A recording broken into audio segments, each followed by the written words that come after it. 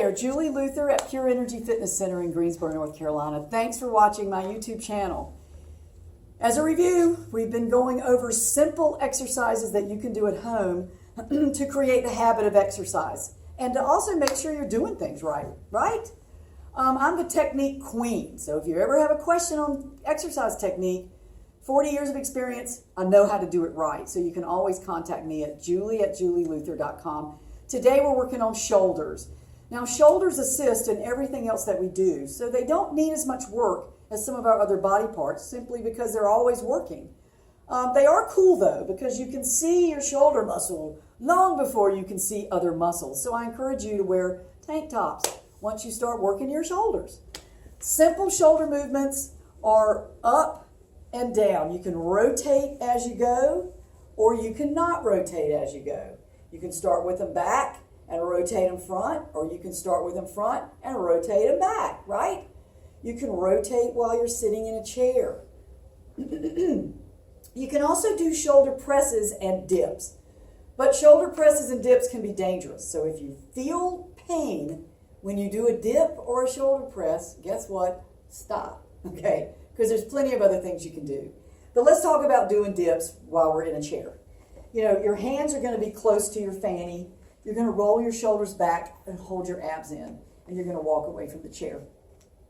You want your elbows to point to the back, and then you're going to lift yourself back up. It's very stressful. And if you're overweight, let's be frank, let's probably not do them, right? But if you're within, say, 10 or 20 pounds of your ideal weight, they can be safe.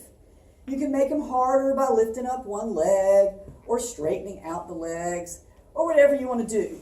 But you want to keep your hips close to the chair when you're doing them. You don't want to take them way out here, right?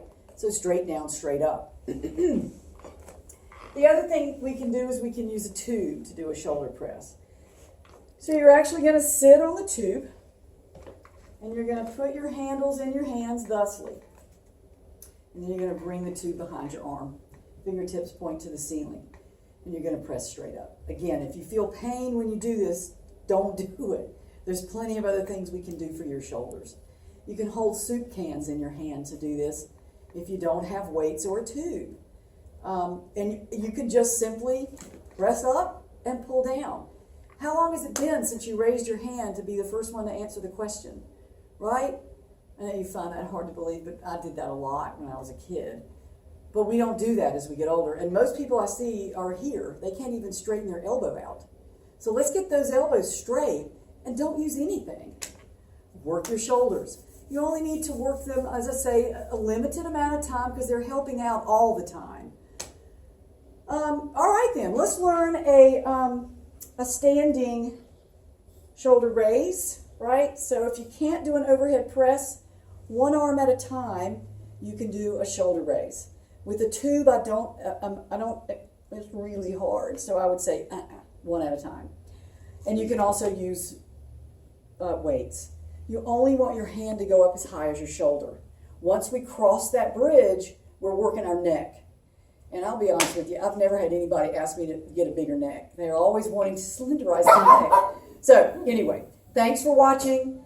Keep watching my YouTube channel. Check out my website, julieluther.com. If you need to talk to me, it's julie@julieluther.com. Thanks a lot.